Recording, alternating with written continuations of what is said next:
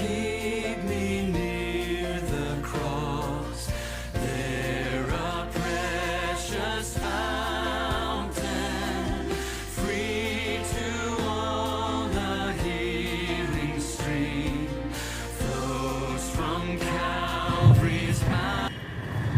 దేవుని పరిశుద్ధ నామానికి స్తోత్రాలు.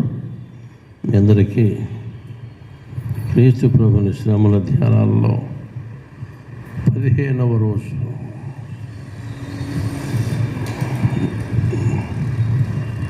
ఆరాధనగా ఆశీర్వాదాలకి ఆహ్వానం.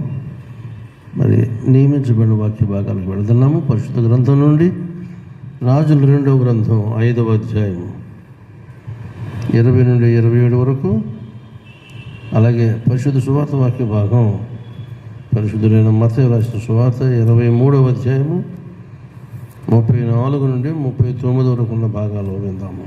రండి.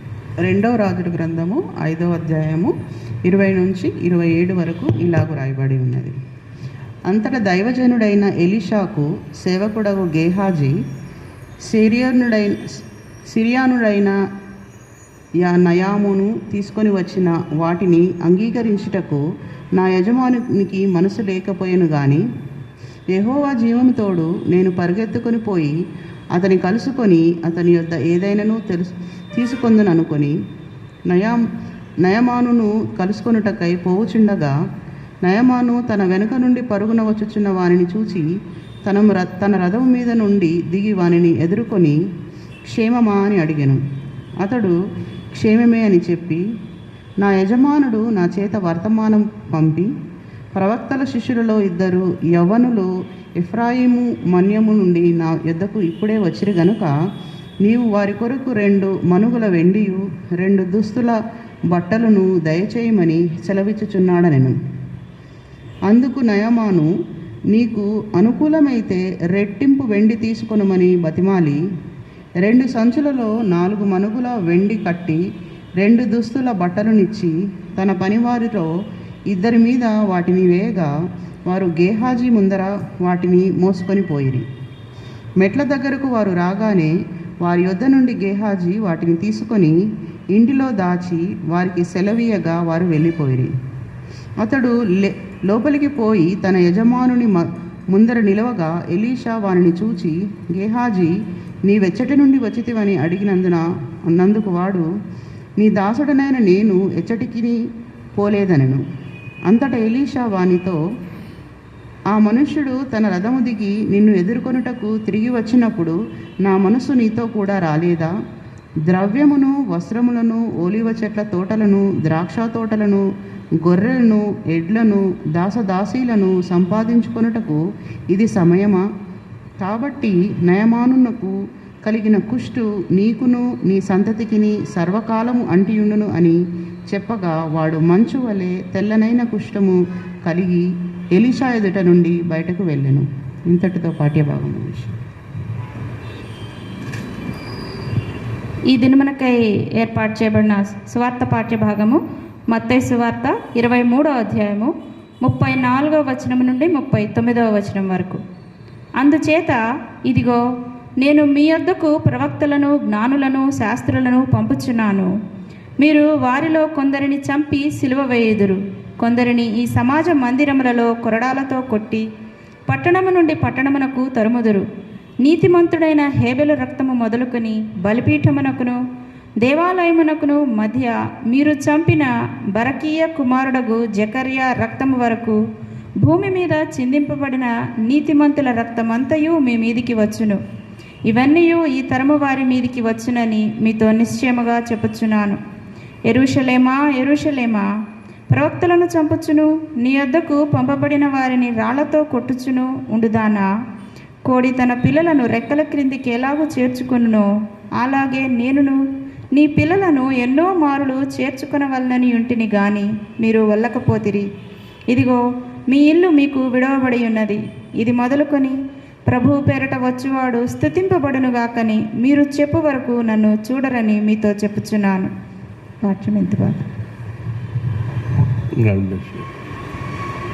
26వ వచనం మరోసారి రాజుల 2వ గ్రంథంలో 5వ అధ్యాయము 26వ వచనాన్ని ఒకసారి జ్ఞాపకం చేసుకుని మనము ధ్యానానికి వెళ్తున్నాం. అంతటా ఎలీషా వానితో, ఆ మనుష్యుడు తన రథము దిగి నిన్ను ఎదుర్కొనుటకు తిరిగి వచ్చినప్పుడు నా మనసు నీతో కూడా రాలేదా? ద్రవ్యమును, వస్త్రములను, ఒలీవ చెట్ల తోటలను, ద్రాక్ష తోటలను, గొర్రెలను, ఎడ్లను, దాసదాసీలను సంపాదించుకున్నటకు ఇది సమయమా? ప్రార్థన చేసుకుందాం.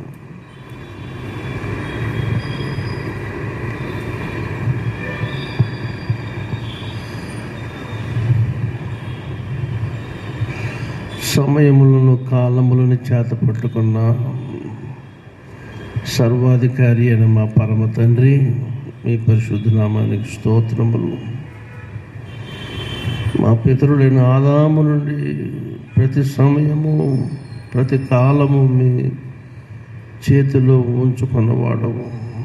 నిత్యము నుండి నిత్యము వరకు మీ చేతిలోనే ఉందనే గ్రహింపు ఈ రాత్రి మేము గమనించడానికి మాకు సహాయం చేయండి. యేసయ్య, మమ్మల్ని 15 దినాల పాటు మీతో పాటు మమ్మల్ని నడిపించాలనేది మీ కోరిక. అయితే మీరే వాస్తవానికి మాతో వెంబడిస్తున్నారు. మీకు వందనాలు.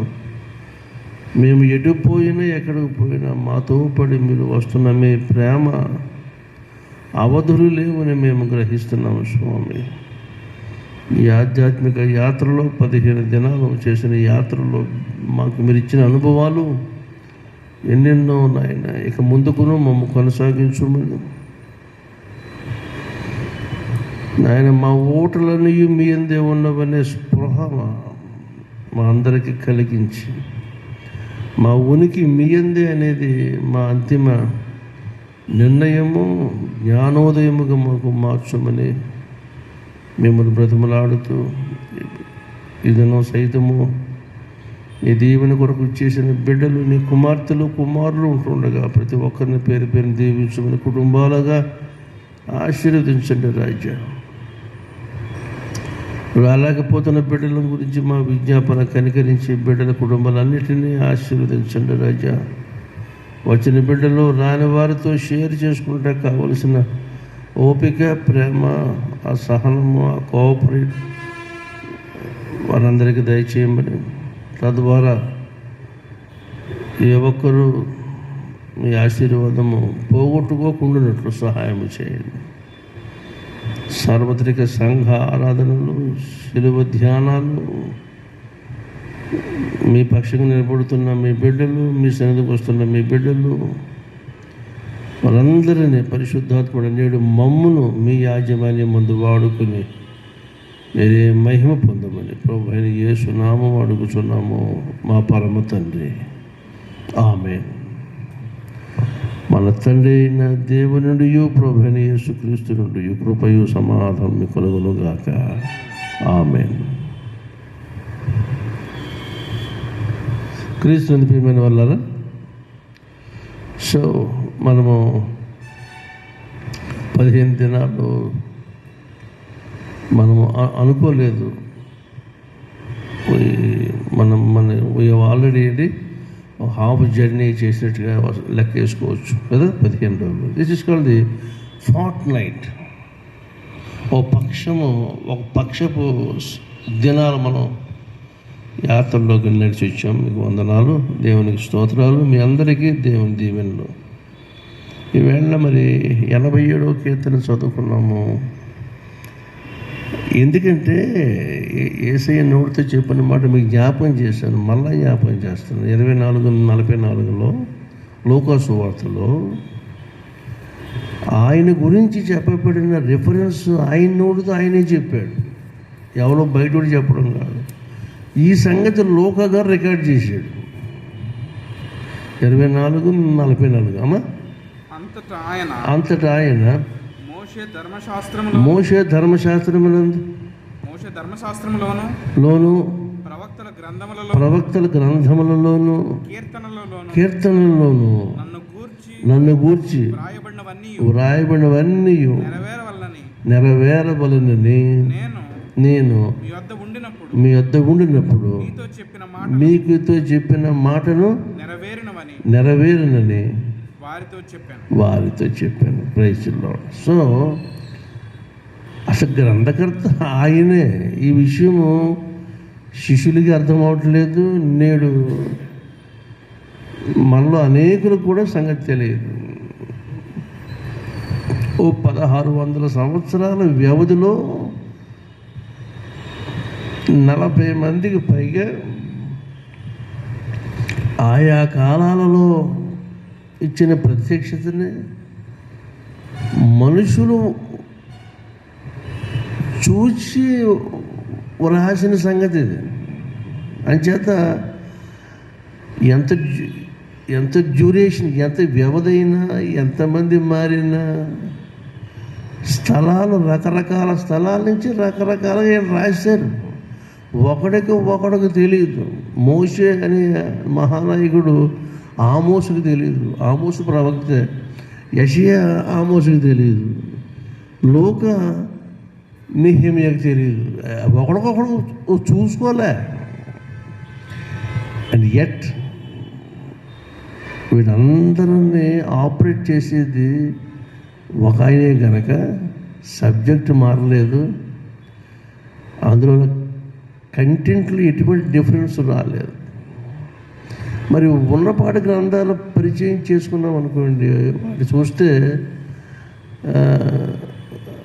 కన్సిస్టెన్సీ ఉండదు, చాలా ఇబ్బంది పడాలి. ఏంటంటే that's human wisdom, human reason, that's all. ఇంకా మిగిలిన అంతకంటే మాకు అక్కర్లేదు.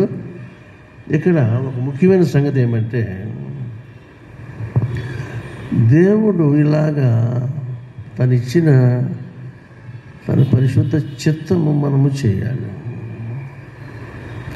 ఎందుకంటే ఈజ్ ఓన్లీ అంబిషన్ ఏమంటే, తన రూపంలో తన పోలికలో చేసుకున్న మనిషి సింహాసనం మీద కూర్చుని వాడు పరిపాలన చేస్తే ఈయన చూడాలనేది ఆశ ఆయనకి. For that only he made this earth and he made Adam. ఎందుకంటే ఆయనకి ఎలాగో రాజ్యం ఉన్నది. He has his own throne in heaven, he has his own military force, every kind of అంటే రీగల్ స్టేటస్ అనుకుంది. రాజ్య సంబంధమైన, రాచరిక సంబంధమైన సకల సంపత్తు కలిగిన వాడు ఆయన. అలాగే నా రూపంలో నా పోలి చేసుకున్న నా కొడుకు కూడా వాడికి ఒక రాజ్యం ఉంటే చూడాలని ఇష్టపడ్డాడు, చేసుకున్నాడు. చేసుకుంటే దిస్ ఫెలో యాడమ్ ఈ స్లిప్డ్ ఆఫ్. అక్కడి నుంచి ఇక మానవ చరిత్ర స్టార్ట్ అయింది. ఏ తండ్రి కూడా తానే కూర్చోవాలని అనుకుంటాం, అది అతనికి హ్రస్వ దృష్టి, షార్ట్ సైట్. జ్ఞాని అయిన తండ్రి చేసే పని ఏంటంటే, ఈ wants to observe and enjoy that is son rules. అదనమాట. ఓకే, అలాగైతే ఇక్కడ పని అవ్వలేదు. విషయం ఏంటంటే, సియోను యొక్క గుమ్మములు ఒకసారి 87కి ఒక్క అడుగు వెళ్ళండి. సియోను గుమ్మాలట ఏమన్నాడు?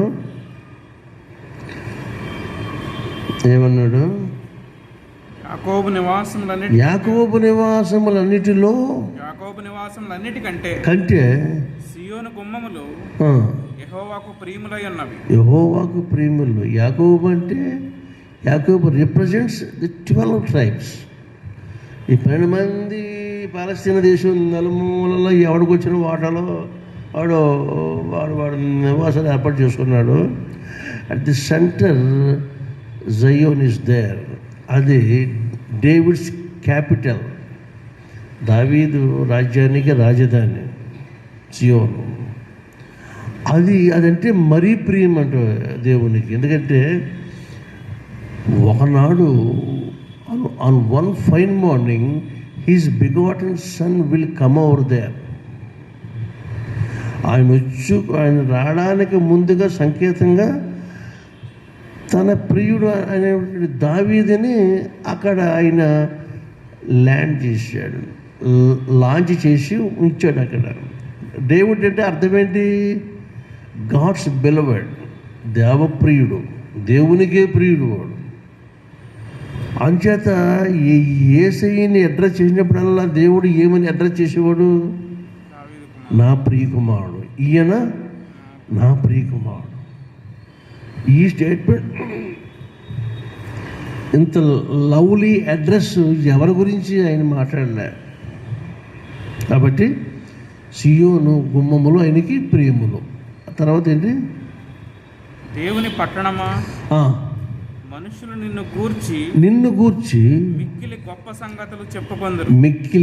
సంగతులు చెప్పుకొందురు. నెక్స్ట్ రహబును, ఇంకా అక్కడ రహబు, ఐగుప్తు, ఫిలిసియా, ఇంకేంటి? తూరు, కూషు, బబులోను, ఇటువంటి జాతులన్నీ పేర్లు కూడా చెప్పేశాడు. చెప్పాక కంక్లూజన్ ఏంటి? ఇవన్నీ కూడా అక్కడే పుట్టినవి అంటున్నాడు. ఎక్కడ పుట్టినవి? సియోనులో. అంటే at the heart of this planet. ఈ భూమండలానికి కేంద్ర బిందువు ఎక్కడ? బెత్లెహేమ్. రేపు యేసయ్య వచ్చి ఆయన రాజ్య పరిపాలన చేసినప్పుడు సెంటర్ అంటే అది. మీరు చూసుకోండి, ప్రపంచంలో ఏ దేశం కూడా కేంద్రము దేవుని ప్రణాళికల్లో ఉన్నట్టుగా ఉండదు. ఫర్ ఎగ్జాంపుల్ మన దేశమే ఉంది. మనకి రాజధాని ఎక్కడ ఉంది? చెప్పాలంటే అసలు న్యాయంగా ఎక్కడ పెట్టాలి? మధ్యప్రదేశ్లో పెట్టాలి. దేనిపోతే దాన్ని మధ్యప్రదేశ్ అన్నారు. 29 రాష్ట్రాలకి మధ్య ఉంది అది. అక్కడ పెట్టకుండా ఎక్కడ పెట్టారు? ఢిల్లీలో పెట్టారు. అది సెంటర్ అయిందా? Centre must be a centre for all and a centre of equal distance. అది ఆ రూలు మానవుడి వల్ల కాదు, అంతే. ఏ దేశానికైనా సరే మీరు చూసుకోండి, England, US, any country, this is God's kingdom. So God's mind is very systematic. అక్కడ ఆయన పుట్టాడు, తిరిగి మళ్ళీ అక్కడికి ఆయన వస్తాడు. రేపు నీతి పాలన అనబడుతున్న 1000 ఏళ్ల పాలన కూడా అక్కడి నుంచి ఆయన అమలు చేస్తాడు. ఓకేనా? రక్షణ యూదుల్లో నుంచే రావాలనే మాట కూడా యేసయ్య ఆ అమ్మాయితో అన్నాడు. ఏమై అంటే సమరయ స్త్రీ, విమెన్ ఆఫ్ సమరయ. అర్థం ఏంటి? అక్కడి నుంచే రక్షణ రావాలి, కేంద్రం నుంచే ప్రతిదీ రిలీజ్ అవ్వాలి కదా. అందుకని అర్థం ఏంటి? యూదులలోనే అంటే రక్షకుడు యూదుల నుంచి వస్తున్నాడని చెప్పడానికి దేవుడు అలాగా అంత ఆ విధంగా ఆమెతో చెప్పడం జరిగింది. రైట్. ఈవేళ ఇప్పుడు మనము 2వ వచనం మీద మనం మనసు ఉంచుదాము. 87 వచనంలో ఏముంది అక్కడ? యాకోబు నివాసములన్నిటికంటే సియోను గుమ్మములు ప్రియములై ఉన్నవి. రైట్. ఇక్కడ నివాసం అనే ఒక మాట మీకు ఈవేళ విత్ న్యూ డైమెన్షన్ మీ అందరి దృష్టిని దాని మీదకి తీసుకురాగొడతాను.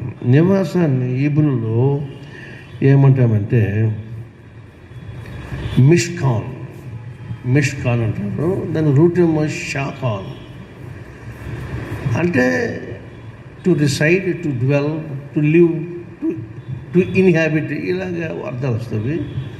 మిష్కాన్ అనే మాటకి ఎందుకు ఇలా మీకు చెప్పానంటే, దీనికి మూలాలకు పోతే అర్థం ఏంటంటే గ్లోరీ అని ఉన్నది. ఏ ఇంటికి కూడా గ్లోరీ అని ఎవరికి తెలియదు, ఎవరికి అది అక్కర్లేదు. చాలామంది తమ కట్టబడిన బిల్డింగ్స్ కూడా పేరు పెట్టుకుంటుంటారు. శాంతి నివాసం అని, ఇంకేంటే బేతని అని, బేతేల్ అని, బిల్డింగ్ల మీద రాసుకుంటూ ఉంటారు. ఇంటి పేరు అంటే సర్నేమ్ కాదు, బిల్డింగ్స్ రాసుకుంటూ ఉంటారు పేరు. ఇక్కడ దేవుడు ఆ పట్టణానికి మహిమ అని రాశాడు. అర్థం ఏంటి? మహిమ అను నామకరణం కలిగిన స్థలములో తన బిడ్డలైన వారు ఉండాలి. లోకములో మహిమను పోగొట్టుకున్న బాపతే ఉన్నారు మొత్తం మీద.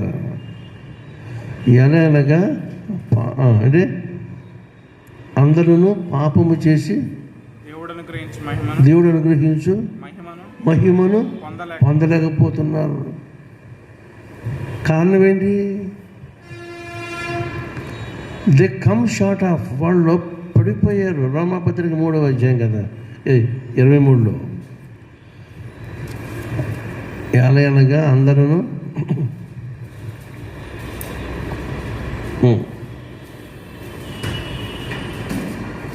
ఏ భేదమును లేదు, అందరూ పాపము చేసి దేవుడు అనుగ్రహించు మహిమను పొందలేకపోతున్నారు.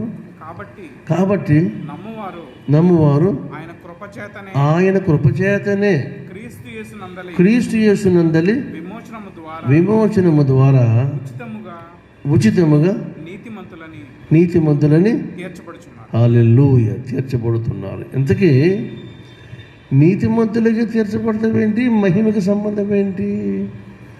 ఏమంటే ఎవరినైతే ముందుగా ఆయన ఎరిగనో వారిని పిలుస్తాడు, ఎవరిని పిలుస్తాడో వారిని నిర్ణయిస్తాడు.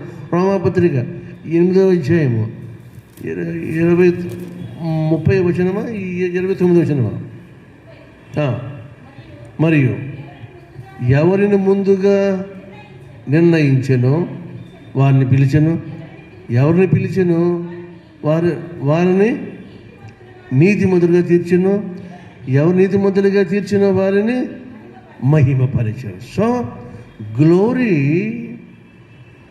Requires righteousness. మహిమ ఎప్పుడు కోరుకునేది ఏంటి? నీతిమత్వం. అంటే the rightness granted by holy God, పరిశుద్ధ దేవుని చేత అనుగ్రహించబడే నీతిమత్వాన్ని మహిమ కోరుతుంది. అంటే మహిమ అందరికీ ప్రాప్తించదు, ఎవరు నీతిమంతులై ఉంటారో వాళ్ళకి ప్రాప్తిస్తుంది. ఈ నీతిమత్వం అనుగ్రహించేది ఎవరు? అటువంటి అథారిటీ ఎవరంటే ఎవరు? పరమ న్యాయాధిపతి. ఈవేళ ఎటువంటి క్రైమ్ అయినా సరే ఏదో ఒక డిపార్ట్మెంటు సర్టిఫై చేస్తే అది చెల్లదు.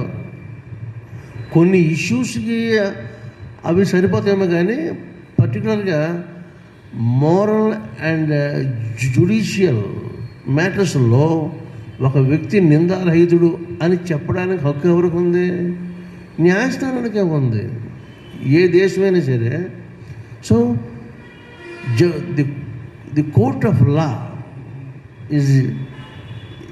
ఈజ్ అపాయింటెడ్ టు డిగ్రీ అనమాట. డిగ్రీ ఇవ్వడానికే దాన్ని పెట్టారు. అంచేత న్యాయాధిపతి చేత నీతిమత్వం లోకంలో పొందినప్పుడు నిత్యత్వంలో నిత్యుడైన న్యాయాధిపతి ఇచ్చేదే మనకి అక్కడ వ్యాలిడ్, మిగిలిన ఏం పనిచేయవు. దేర్ఫోర్ ఆయన ముందుగా ఎవరిని ఎరిగనో వారిని నిర్ణయించను, ఎవరు నిర్ణయించానో వారిని పిలిచను, ఎవరిని పిలిచానో వారిని నీతిమంతులుగా తీర్చాను, ఎవరు నీతిమంతులుగా తీర్చానో వారిని మహిమపరిచాను. ఆ మహిమపరచడానికి, మహిమను ఇవ్వడానికి సియోను కొండను ఆయన ఏర్పాటు చేసుకున్నాడు. అక్కడికి పోవాలి. ఆఖరిని ఉంది 87 కీర్తనల ఆఖరి భాగం. ఈ జనసంఖ్య ఈ సంఖ్యలన్నీ ఏమంటాడు? యెహోవా జనముల సంఖ్యను వ్రాయించినప్పుడు ఈ జనము అక్కడ జన్మించినని సెలవిచ్చును. అది that's the census will take place. జనాభా లెక్కలు అక్కడ జరుగుతాయి. ఏమంటే మరి దేవాది దేవుడు నరుడే మనతో వచ్చినప్పుడు మనలా మానవ లెక్కల్లోకైనా చేరాలని అనడం కోసమే బెత్లెహేము రావాల్సి వచ్చింది. All the way from Nazareth to Bethlehem, 90 miles. ఇవి 90 మైల్స్. రోడ్డులో పాడు ఏమీ లేదు. ఆ గాడిద కూర్చోబెట్టుకుని నిండు సోలాల తల్లిని ఆ యోసేపు గారు ముందు నడిచి 90 మైళ్ళు ఆవిడ పెట్టుకుని నడిచాడంటే ఎలాగో ఆ యాత్ర ఏంటో ఒకసారి మనం అర్థం చేసుకుంటే తెలిసిపోతుంది. ఎందుకంటే he is to be entered his name in the human census. మానవ జనాభా లెక్కల్లో ఆయన మానవుడే పుట్టడానికి కైసరు ఔగుస్తు వలన ఆ ఆజ్ఞకి ఆయన లోబడి ఇచ్చాడు.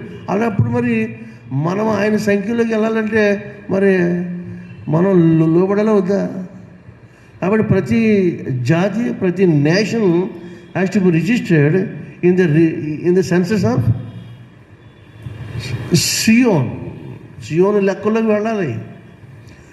అది భూ సంబంధమైన సియోనుగా ఒకప్పుడు ఉంటే ఈవేళ సర్వ ప్రపంచానికి దేవుడు దీన్ని హెవెన్లీ సియోన్గా మార్చాడు. అది ఎక్కడ రిఫరెన్స్ చూద్దామా?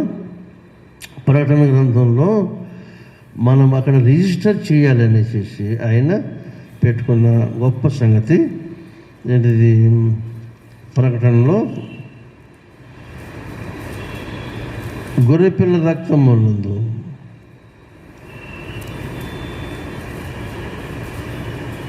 ఆయన మనందరి పేర్లు అక్కడ వ్రాసి 21వ అధ్యాయము 10వ వచనం. ఆత్మవశుడనై ఉన్న నన్ను ఎత్తైన గొప్ప పర్వతం మీద కొనిపోయి, అక్కడి నుంచి కొంచెం కిందకి సరసరి ఉండండి. 21, 27. గొర్రె పిల్ల యొక్క జీవ గ్రంథమందు వ్రాయబడిన వారే దానిలో ప్రవేశింతురు. ఏదేనను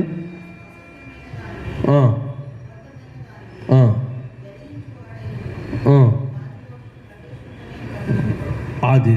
సో ఇప్పుడు పరలోకపు జనాభా లెక్కల్లోకి రావాలంటే లెక్కల్లో వ్రాయబడే వ్యక్తులు వాళ్ళు ఏ పొజిషన్లో ఉంటే వాళ్ళ లెక్కల్లోకి వస్తారట? వాళ్ళు గొర్రెపిల్ల రక్తంలో కడగబడ్డారు. They must be cleansed with the blood of the lamb. అటువంటి వాళ్ళు లెక్కలోకి వెళ్తారు అని ఈ కీర్తన ఎంతో మహిమకరంగా భక్తులు ముగించి ఇప్పుడు మనల్ని ఆ పరలోకపు జనాభా లెక్కల్లోకి రావాలనేది దేవుని నిర్ణయించి మనకి ఈ ఏర్పాటు చేసి పెట్టాడు. ఇప్పుడు చూద్దాం. రాజుల 2వ గ్రంథము 5వ అధ్యాయంలో ఇక్కడ గెహాజీ అనే అతను మనం చూస్తాము. ఇతను ఎలీషా ప్రవక్త అనే ఆయనకి వీడు అసిస్టెంట్. అంటే ఏం చెప్పాలి, తనకు కావలసిన సపర్యలు అంటే పరిచారకుడు. Is the servant of the prophet Elisha. అదే సమయంలో సిరియా దేశము సర్వసేనాధిపతి నయమాన్ అనేవాడు ఉండడం. అతని చరిత్ర మీకు తెలుసు. ఇంటికి వెళ్ళాక ఒకసారి రిఫర్ చేయని అధ్యాయం అంతా. It's very very interesting story. అతనికి లెపర్సీ కంప్లైంట్, ఆ వ్యాధి ఉన్నది. ఇక్కడ మీకు ఈ రిఫరెన్స్ మరి నేను మీకు జ్ఞాపకం చేయక తప్పదు. అంటే ట్రాన్స్లేటర్స్ కూడా ఎంత దాన్ని ఏమంటారు, ఎంత తగ్గించి రాశారనేది మీ దృష్టికి తీసుకొస్తాను. 5వ అధ్యాయము 2వ వచనం విందాం. సిరియనులు గుంపు గుంపులుగా బయలుదేరి ఇశ్రాయేలు దేశం మీదకి పోయిండిరి. వారచ్చట నుండి ఒక చిన్నదానిని చెరగొని తేగ అది నయమాను భార్యకు పరిచారం చేయుచును. చాలండి. ఏమంటే అక్కడ ఆ బాలిక లేకపోతే ఆమె అని అనొచ్చు. ఎంత ఇశ్రాయేలు వీళ్ళ అమ్మాయి అయితే మాత్రం అది అని ఒకసారి చూడండి మీరు ఒకసారి. నేను చెప్పిన సెన్స్ అందరూ వినలేదు. వింటే మీ ప్రాణం చాలా మీ ప్రాణం మీదకి వస్తుంది ఆ బాధ. ఆమె అనొచ్చు కానీ, లేకపోతే ఆ బాలిక అనొచ్చు కానీ అది ఎంత తీసిపారే. అది నయమాను భార్యకు పరిచారము చేయుచుండెను. ఇప్పుడు ఆ పిల్ల ఆ ఇంట్లో జాయిన్ అయిన కాడి నుంచి మీరు చెప్పారు కదా, యేసయ్య రాకముందు జరిగిన యుద్ధ నీతి ఏమంటే, నెగ్గిన దేశ రాజు ఓడిపోయిన దేశంలో ఉన్న వాడికి నచ్చిన ప్రతీదీ వాడి దేశానికి పట్టుకుపోవచ్చు.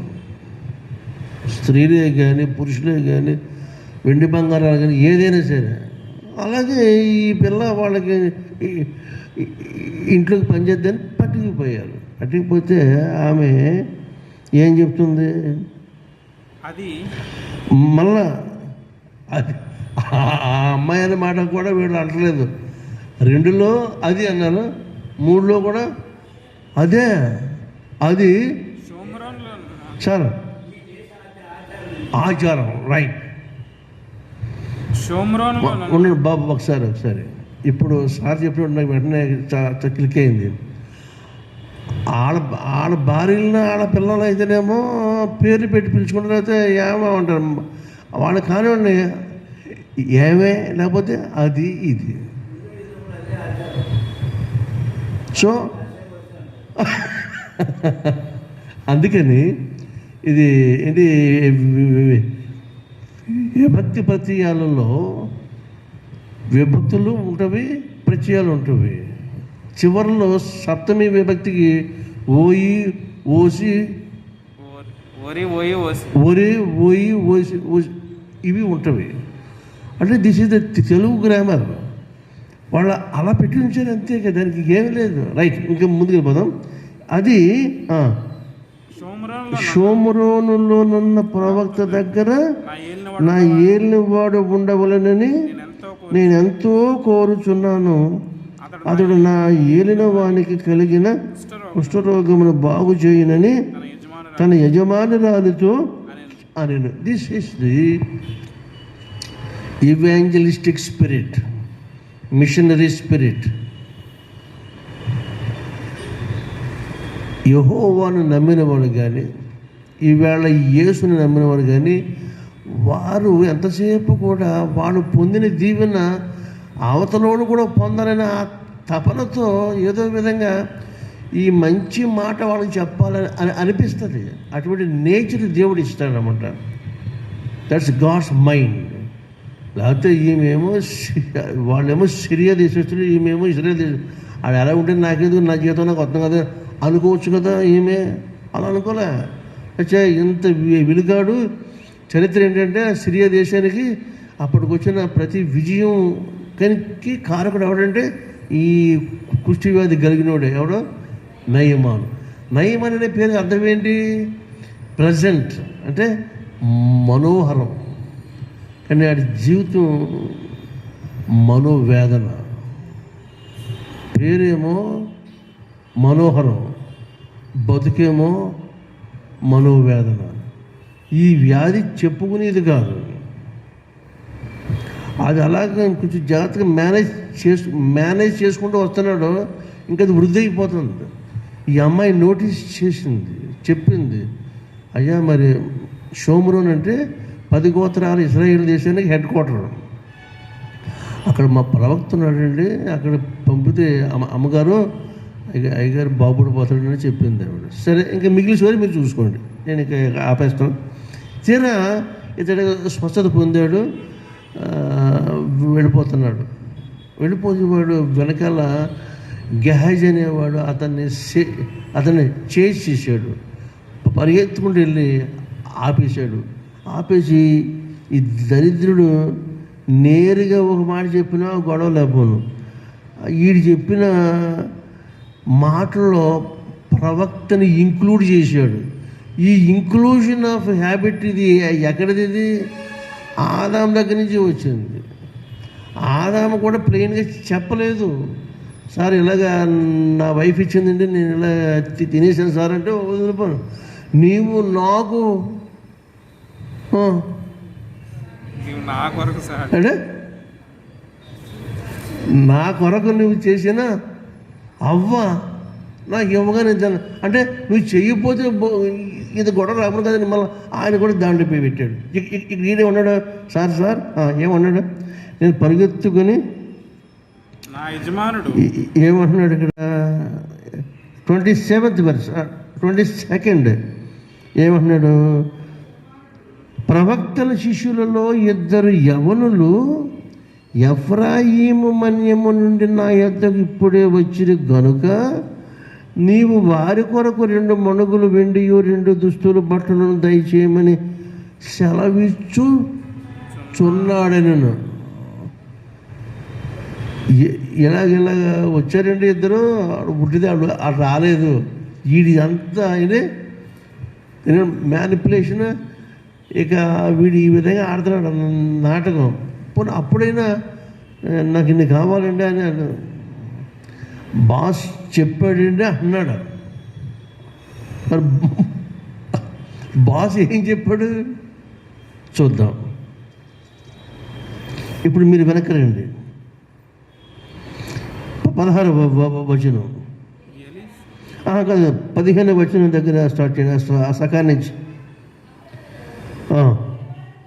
పరివారంతో కూడా దైవజన దగ్గరికి తిరిగి వచ్చి అతని ముందర నిలిచి చిత్తగించుము. ఇశ్రాయేలులోనున్న దేవుడు తప్ప లోకమంతటి యందును మరి ఒక దేవుడు లేడని నేను ఎరుగుదును. ఇప్పుడు నీవు నీ దాసుడునైన నా యొద్ద బహుమానము తీసుకునవలసినదని అతనితో చెప్పగా ఎలీషా ఎవరి సన్నిధిని నేను నిలబడి ఉన్నానో ఇశ్రాయేలు దేవుడైన ఆ యెహోవా జీవముతోడు నేనేమియు తీసుకొనని చెప్పాను. This is what his boss said. ఏమీ వద్దన్నమాట అండంలో అర్థం ఏంటి? ఏమీ వద్దంటే వీడి జీవితకాలంలో ఆ ఈవెంట్ని లేక అతనికి సంభవించిన ఎక్స్పీరియన్స్ వాడు మర్చిపోకుండా ఉండాలనేది దేవుని ఇష్టం. పొందిన స్వస్థతకి ఇతడు ఈ రిటర్న్ గిఫ్ట్ ఇవ్వాలని అనుకుంటున్నాడు. వద్దురబ్బా, నేను ఎవరి సన్నిధిలో మాట్లాడుతున్నాను నీకు తెలుసా? ఏం వద్దు అన్నాడు. ఏం తెచ్చాడు అతను ఏం తెచ్చాడు? 25వ వచనం 5వ వచనం 20 మణుగుల వెండియు 20 మణుగుల వెండియు 1,20,000 రూపాయల బంగారును 10 దుస్తుల బట్టలను తీసుకొని పోయి ఇశ్రాయేలు రాజులకు ఇచ్చాడు. ఎంత తీసుకొచ్చాడు ఆయన గారు. He was the commander in chief of Syria. ఎంత పెద్ద గిఫ్ట్ తీసుకొస్తే అవతల పడవే నాకు అసలు అన్నట్టుగా తీసుకోవద్దు వెళ్ళిపోమని చెప్పాడు. అని వెళ్ళి నాకేమీ వద్దని చెప్పిన ఎలీషా మరలా ఈయన పంపినట్టు అక్కడ అలాగా మ్యానిపులేట్ చేస్తే అది ఎలా ఉంటుందో ఆలోచన చేయండి. దానికి మూల్యం చెల్లించాడు ఈ చిట్ట చివరికి వచ్చేటప్పటికి. కాబట్టి leprosy left the gentiles, the non Christians, but now at the end leprosy entered into Israelites. అన్యుల్ని విడిచిపెట్టిన కుష్టు ఇశ్రాయేలుకి అంటుకుంది. కారణం వీడికి స్వస్థ చిత్తము లేదు. చాలామంది స్వస్థశాలకు వెళ్తారు, స్వస్థ సభలకు వెళ్తారు, కానీ వాళ్ళకు స్వస్థ చిత్తం ఉండదు. స్వస్థత కలిగిన శరీరం కావాలని వాడి కోరిక. శరీరం బాగుపడితే సుఖం ఏంటి? నీ మనసు బాగుపడలేదు కదా. పాయింట్ అర్థమైందా? చిత్తమునందు స్వస్థత కలిగి ఉండాలి. Your mind and spirit, soul, these must be whole. స్వస్థత కలిగినవై ఉంటే మనిషి అంతా స్వస్థ కలిగి ఉంటాడు. అఫ్కోర్స్ బాడీలీ పెయిన్స్, ఈ ఏంటి ఇన్ఫర్మిటీస్, వీక్నెస్ ఇవన్నీ ఉంటాయి. అవన్నీ మామూలే. అవి ఎంతకాలం ఉంటుంది? కొన్నాళ్ళు ఉంటుంది. కానీ వాటి కొరకు ఇంపార్టెన్స్ కనుక ఇచ్చుంటే యేసుప్రభు ఈ మాట చెప్పడు. నీ కుడి చెయ్యి అభ్యంతర పరిస్థితిని నరికి ఒక చేత్తో కూడా పరలోకానికి వెళ్ళిపోవయ్యా, అక్కడ నీకు క్షేమం ఉంటుందని చెప్తాడు. అభ్యంతర పరిచయం ఏదైనా దాన్ని తీసేయమన్నాడు. అర్థం ఏంటి? దాని మీద మైండ్ ఉంచుకో. ఇక్కడ గెహాజీ చేసిన పనికి ప్రవక్త చాలా బాధపడ్డాడు. ఏమన్నాడు? అరే నా మనసు నీతో రాలేదా అంటాడు. చాలామంది అనుకుంటారు నేను చేసేది ఎవడో చూడనుకుంటాడు. But God watches. సామెత గ్రంథము 15వ అధ్యాయము 3వ వచనం అనుకుంటున్నాను. సామెతలు 15:3 ఆయన హీజ్ ఐస్ ఆర్ ఎవ్రీవేర్. యెహోవా కన్నులు ప్రతి స్థలము మీద ఉండును. ఏంటి? ప్రతి స్థలము మీద ఉంటుంది. అది రాత్రులు పగలు. His is the highest and the noblest vigilance. చెడ్డవారినేమి మంచివారిని అవి చూచుచుండును. దేర్ బై అసలు విజిలెన్స్ డిపార్ట్మెంటే అక్కడి నుంచి బయలుదేరింది. చాలామంది పాస్టర్ గారు లేరు కదా, సంఘపత్రిక చూడలేదు కదా, ఎవరు లేరు కదా, ఇలా పోదాం ఏమని అనుకోమయ్యా. రాత్రి అయినా పగలైనా ఏ సమయమైనా ఎక్కడైనా ఎప్పుడైనా one cannot hide God's eyes. దేవుని కళ్ళు నుంచి ఎవడు తప్పించుకోలేడు. కొనుకడు నిద్రపోని కళ్ళు ఆ కళ్ళు. ఎందుకంటే is the omniscient, omni present, omnipotent. చాలా జాగ్రత్తగా మనం ఆయనతో వ్యవహరించాలి. కాబట్టి ఇక అనేసాడు, వరే అబ్బాయి వదిగా వాడిని విడిచిపెట్టేసింది నువ్వు చేసుకున్నావు కాబట్టి ఎలీషా నోటట రాకుండా మాట కూడా వచ్చేసింది. ఏమన్నాడట? ద్రవ్యమును, వస్త్రములను, ఒలీవ చెట్లు, తోటలను, ద్రాక్ష తోటలను, గొర్రెలను, ఎడ్లను, దాసదాసీలను సంపాదించుకున్నాడు. ఇదా నీకు సమయము? ఇంతకంటే మంచి సమయం లేదంటే ఏంటి? వాడు స్వస్థత పొందిన వెంటనే నువ్వు వెళ్ళిపోయి ఆడిని ఇలాగ బాధించేయటమును, నీ దేవుని నామాన్ని అంత చీప్గా వాడేసి దేవుని నామానికి ఎంత అపకీర్తి తెచ్చావురా నీవని ఆయన కోపం రగిలిపోయింది. ఏమన్నాడు ఆయన? ఏమన్నాడు? కాబట్టి నయమానుకు కలిగిన కుష్టు నీకును నీ సంతతికిన సర్వకాలము అంటూ ఉండను. My God. అంచేత దేవుని సన్నిధిలో వ్యవహరించినప్పుడు చాలా భద్రంగా వ్యవహరించాలి. ఈ లోకపు తాత్కాలికమైన కొన్ని బెనిఫిట్స్ మనం ఈడ్లైపోతే శాశ్వతమైన ఆశీర్వాదాలు మనం పోగొట్టుకుంటాం. మర్చిపోవద్దు. గొప్ప పాఠం. ఎలా పోగొట్టుకుంటాడో మనిషి అనే దానికి ఈవేళ సువార్త వాక్య భాగం. మనుష్యుడు దేన్నైనా సహిస్తాడు కానీ నీతిని సహించలేడు. నీతి అంటే ఇష్టపడక అవతలోడు దుర్నీతి యువతలోడు నీతి కంటే అధికంగా వాడే నీతిమంతుడిగా చూపించుకోవడానికి ఒరిజినల్గా నీతిమంతుడిగా ఉన్నవాడిని భూలోకం నుంచి వాళ్ళు తీసేస్తూ ఉంటారు. ఇది ది వరల్డ్స్ ట్రెండ్.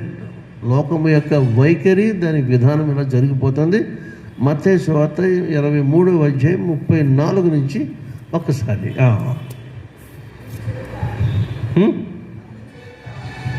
అందుచేత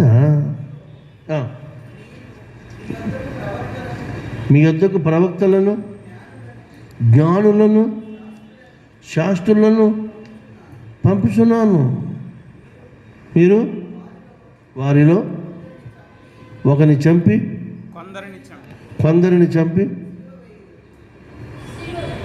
చిలువ వేయుదురు, కొందరిని మీ సమాజ మందిరములలో కొడవడాలతో కొట్టి పట్టణమునకు తరుముదురు. అంటే వీళ్ళు చేసిన పనులన్నీ ఇక్కడ లిస్ట్ అవుట్ అయిపోయినాయి. చూసారా?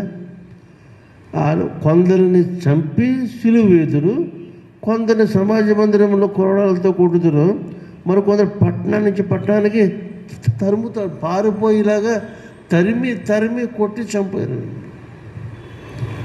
గనక you are charged with the following అని అన్నట్టుగా చెప్పి ఏమన్నా, నీతిమంతుడైన హేబెలు రక్తము మొదలుకొని బలిపీఠమునకును దేవాలయమునకును మధ్య మీరు చంపిన బరకయ్య కుమారుడు జకరియా రక్తము వరకు భూమి మీద చిందింపబడిన నీతిమంతుల రక్తం అంతయు మీ మీదికి వచ్చును. దేవుని పిల్లలారా, యేసు ప్రభు స్వయంగా చెప్పిన మాట వాడికి ఏమన్నాడు? చాలా విచారమైన మాట. దేవాలయమునకును బలిపీఠమునకును మధ్య ఎవరిని చంపారు? బరకీయ కుమారుడు జకరియాను చంపాడు. 2వ దినవృత్తాంతములో 24వ అధ్యాయము 22 నుంచి 22 వరకు. 2 Chronicles 24th chapter 20 to 22. అప్పుడు దేవుని ఆత్మ యాజకుడుగు యెహోయాదా కుమారుడైన జకరియా మీదకి రాగా అతడు జనుల ఎదుట నిలువబడి మీరెందుకు యెహోవా ఆజ్ఞలను మీరుచున్నారు, మీరు వర్ధిల్లరు, మీరు యెహోవాను విసర్జించితిరి గనుక ఆయన మిమ్మల్ని విసర్జించి ఉన్నాడు అని దేవుడు సెలవిచ్చుచున్నాడని అనెను. అందుకు వారు అతని మీద కుట్ర చేసి రాజు మాటను బట్టి యెహోవా మందిరపు ఆవరణము లోపల రాళ్ళు రువ్వి అతని చావగొట్టింది. This is what happened with Zechariah son of Barachiah. ఏబేలు నుంచి, అంటే ఆదాము 2వ కొడుకు ఏబేలు నుంచి ప్రారంభమైన హత్యాకాండ నాన్ స్టాప్గా జరుగుతూ ఇక్కడ దాకా వచ్చేసిన యేసయ్య సమరైజ్ చేసి చెప్తున్న మాట ఇది. ఒరే, మీరు ఎవరిని చంపినోడు ప్రతి ఓడు నీతిమంతుడారా? నీతిమంతులు మీకు కనబడ్డారు మీరు చేసిన కుట్రకి, మీరు చేపట్టిన హత్యాకాండకి అని ప్రభు చాలా వాపోయి చివర కంక్లూడింగ్ వర్డ్స్ మాట్లాడుతున్నాడు. ఏమని? యెరూషలేమా ప్రవక్తలను చంపుచును, అమ్మా నీ యొద్దకు పంపుచున్న వారిని రాళ్లతో కొట్టుచు ఉండుదానా? కోడి తన పిల్లలను రెక్కల కిందకి ఎలాగో చేర్చుకున్నా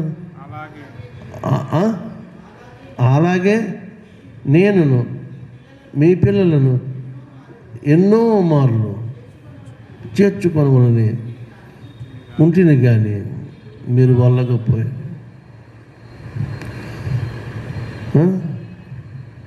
ఎన్నో మార్లు, ఫర్ మెనీ ఎ టైం, ఒక్కసారి కాదు, ఎన్ని మార్లు సిలువను వేయుచు ప్రభు ఎరిగి చెడిపోయానని అంటూ ఒకసారి కాదనైనా 2 సార్లు కాదు, 3 సార్లు కాదు, 2 సార్లు ఎన్నో మార్లు చెడిపోయాను. అండ్ ఎట్ రాడానికి నేను చెడిపోయినందుకు గాను నాకు మొహం చల్లక నీ వద్దకు రాలేకపోతున్నాను. అయినప్పటికీ మీరే నన్ను నాకు ఎదురుగా వచ్చి నన్ను పిలుస్తున్న దేవా, నీకు నేను ఏమివ్వాలయ్యా? ఇదా నీ ప్రేమని పురుషోత్తమ చౌదరి పాడుకున్న పాట. ఎరిగి చెడిపోయాను.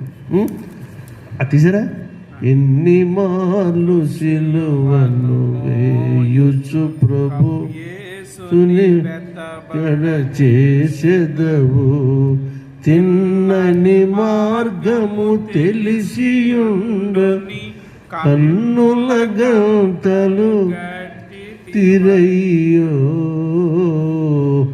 ఎరిగి ఎరిగి చెడిపోతివి మనసా, ఇక నీ దిక్కెవరు చెప్పుమా. కనుక నేను చెప్పాను ముందు, మనిషి మరొక మనిషిని మోసం చేయటం వేరు, మనిషి తనకు తాను మోసపరచబడటం వేరు. This is the deception intrapersonal and deception interpersonal. వ్యక్తిని మోసం చేయటము, వ్యక్తి తనలోనే తను మోసపరచుకోవడం. ఇది ఎప్పుడు సంభవిస్తుందంటే, ఇతడు ఏనాడు కూడా సమయం తీసుకుని తనతో తను మాట్లాడుకుంటాం ఏనాడు ఈ జీవితంలో జరగదు. ప్రతి వాడు భర్తతో, భర్త భార్యతో, బిడ్డలతో, తల్లిదండ్రులు, ఉపాధ్యాయులు, విద్యార్థులు, సంఘం, రాజకీయ నాయకులు, ఓటర్లు ఇవన్నీ ఒకరితో మాట్లాడుకుంటారు. A person has to talk to himself. అది జరగాలి. అది జరగని మూలంగా దేవుని బిడ్డలైన మనల్ని అనేక మార్లు మంచాలు ఎక్కిస్తాడు ఆయన. మంచాలు ఎక్కించి మంచం మీద ఈ పని చేయమంటాడు. కాళ్ళు చేతులు ఆడుతుండగా, ఆరోగ్యం ఉండగా నీవు సమయం తీసుకోలేదురా, ఇప్పుడు నేను నీకు స్పెషల్ టైం ఇప్పుడు నీకు ఇచ్చాడని మంచం ఎక్కించి మంచం మీద ధ్యానం చేయమంటాడు. ఎవరినైనా సరే, ఎంతటైనా సరే. So once bed is his ultimate resting place. అక్కడ కూర్చోబెట్టి ఏంటి విన్నాడేంటి అని ఆయన మాట్లాడతారు. అక్కడికైనా రిపీట్ అయ్యి రియలైజ్ అయ్యి దేవాలను క్షమించ ఆయన వైపు చూడాలి. అటువంటి అక్కడికైనా చూడాలి. అది చూడకపోతే మొత్తానికి మరణశైలికి అప్పగించేస్తాడు. కాబట్టి ఆయనకి తెలుసు ఎవరిని ఎక్కడ దాకా తీసుకురావాలో, ఎక్కడ ఆఫ్ చేయాలో, ఎక్కడ. He knows everything. నేను నా తల్లి గర్భంలో పిండముగా ఏర్పడక మునుపు, నాకు ఎముకలు ఏర్పడక మునుపు, నిర్ణయించిన దినములలో ఒకడైనా నాకు గడవక మునుపు, నాకు మాట రాక, నాకు తలంపు పుట్టక మునుపు సమస్తం ఎరిగిన నీకు నేను ఎక్కడ దాక్కుంటున్నాయా. నేను 139లో కీర్తనకారుడు అంతా ఇన్ డీటెయిల్ చెప్పి దేవుని సన్నిధిలో ప్రణమిలిపోయినప్పుడు మనం ఎలా తప్పించుకుంటామండి ఆయన దగ్గరికి? వాళ్ళు అనుకున్నారు ఆ వేళ, ఈయన దేవాలయం కదా, బయట ప్రపంచం చూడదని దేవాలయం ఆవరణానికి బలిపీఠానికి మధ్యలో పెట్టి చంపేశారు, రాళ్ళు కొట్టేశారు. హేబెలునేమో సొంత అన్నగారు చంపేశాడు. ఏంటిది? అసూయ, భక్తిలో పోటీ, ఏ కాంపిటేటివ్ రిలీజియన్. వీడి భక్తి మీద నా భక్తి భావాలే, నా అర్పణ భావాలు. అర్పణ భావం అంటే సుఖమేంటి?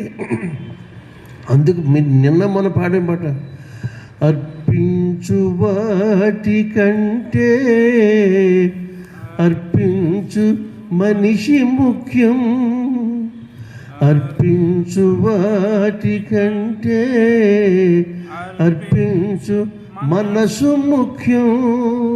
నచ్చాలి మొదట నీవే, కావాలి మొదట నీవే, నీకిష్టమైనది కావాలి దేవునికి. బలి అర్పణ కోరలేదు దేవుడు, బలి అర్పణ కోరలేదు దేవుడు. ప్రభు మనసు తెలుసుకో, వాక్యాన్ని చదువుకో, నీకిష్టమైనది కావాలి దేవునికి. బలి అర్పణ కోరలేదు దేవుడు.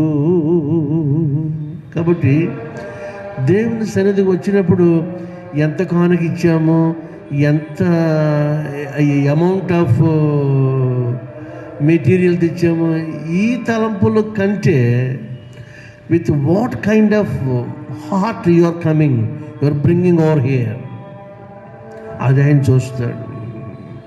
అర్పించు మెటీరియల్ కంటే అర్పించే మనిషి ముఖ్యం, అర్పించు వస్తువు కంటే అర్పించే మనస్సు ముఖ్యము. గనుక అర్పణ గురించి తమ్ముని చేతుల చంపేశాడు.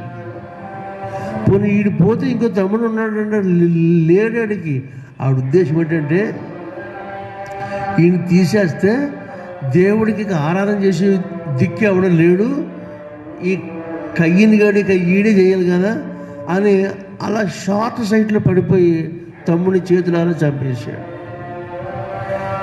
ఇంకోటి ఎవడికి తమ్ముడు లేడు కదా, వీడు he remained alone.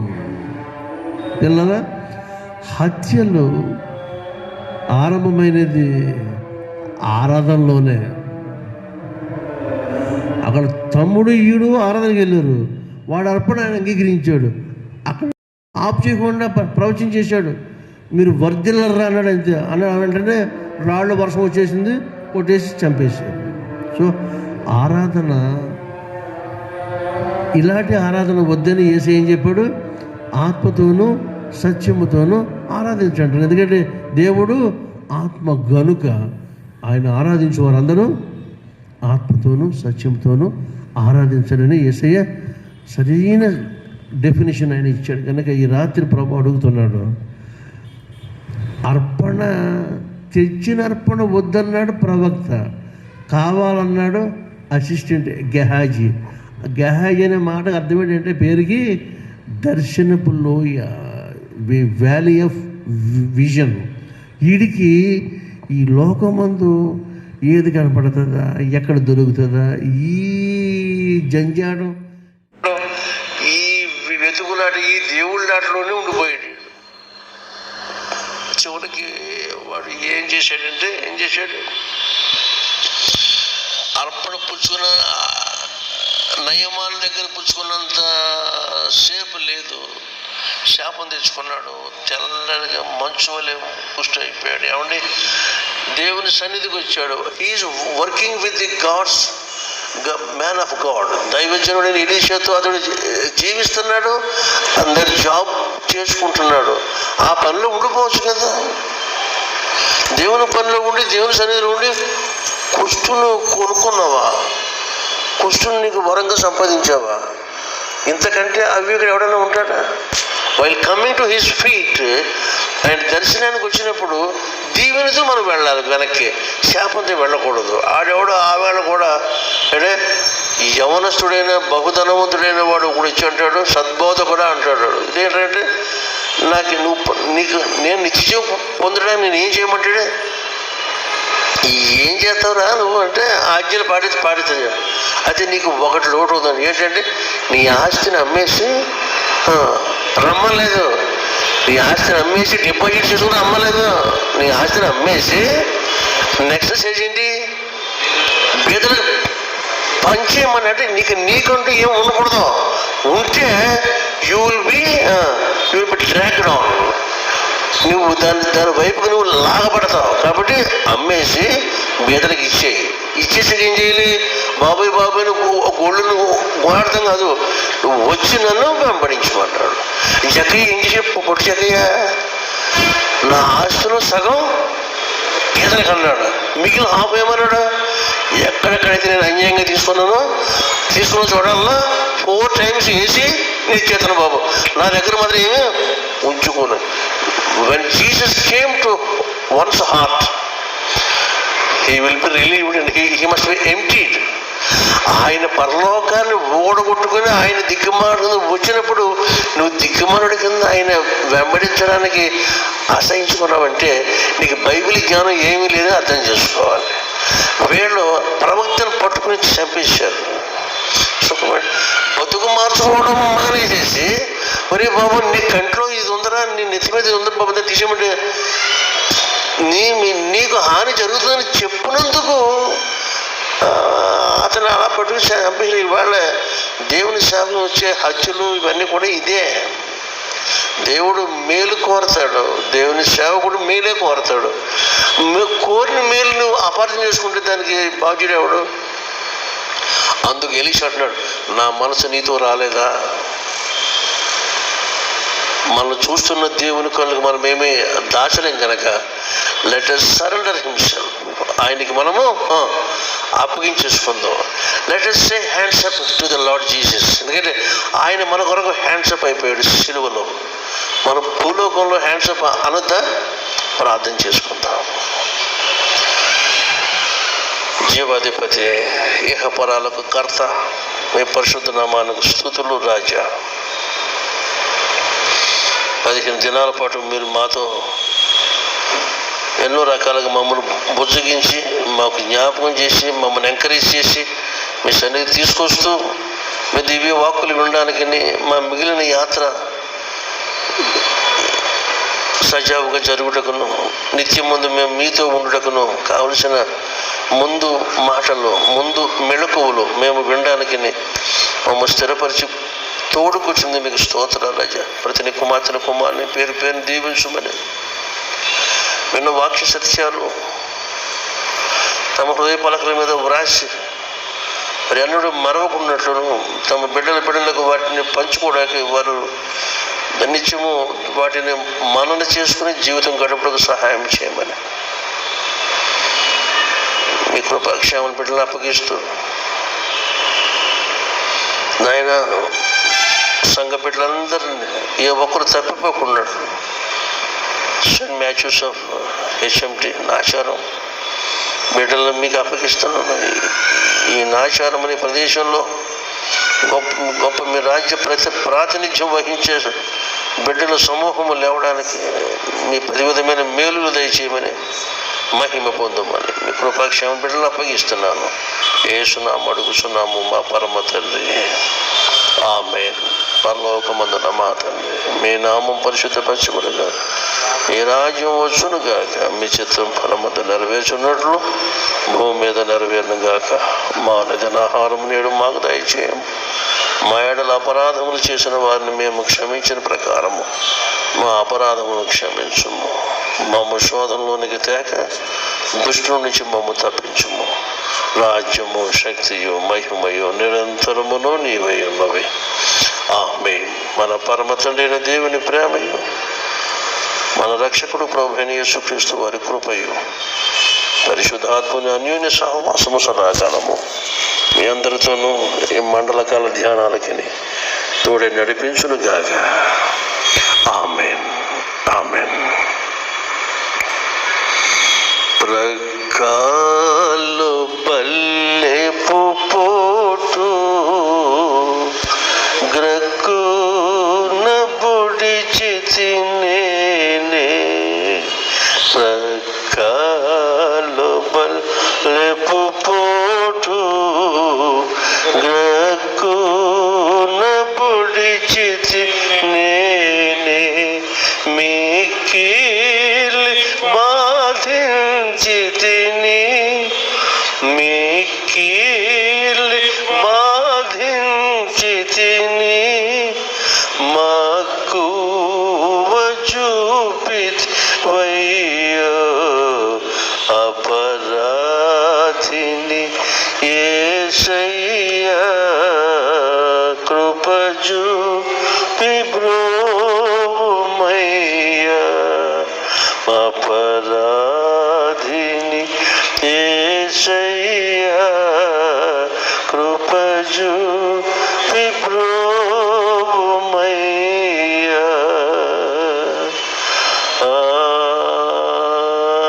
Amen.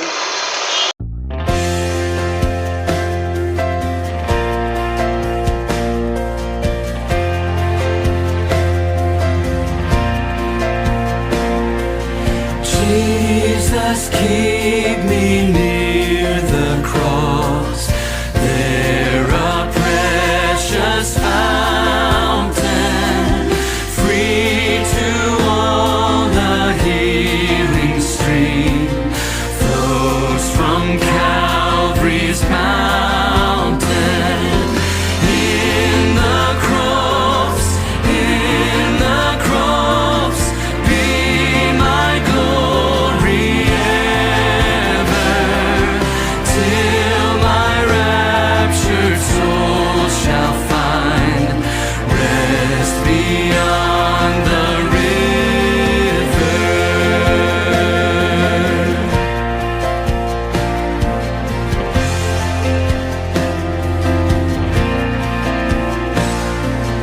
Near the cross, a trembling soul, love and mercy found me.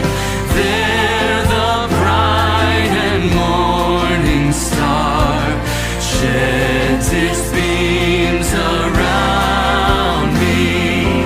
In the cross, be my glory ever, till my raptured soul shall find rest beyond the river.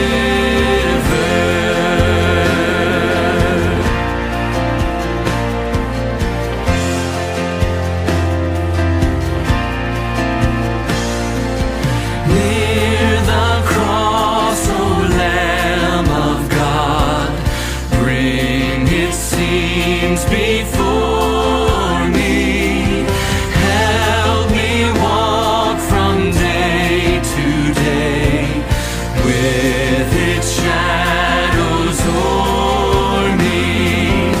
In the cross, be my glory ever, till my raptured soul shall find rest beyond the river.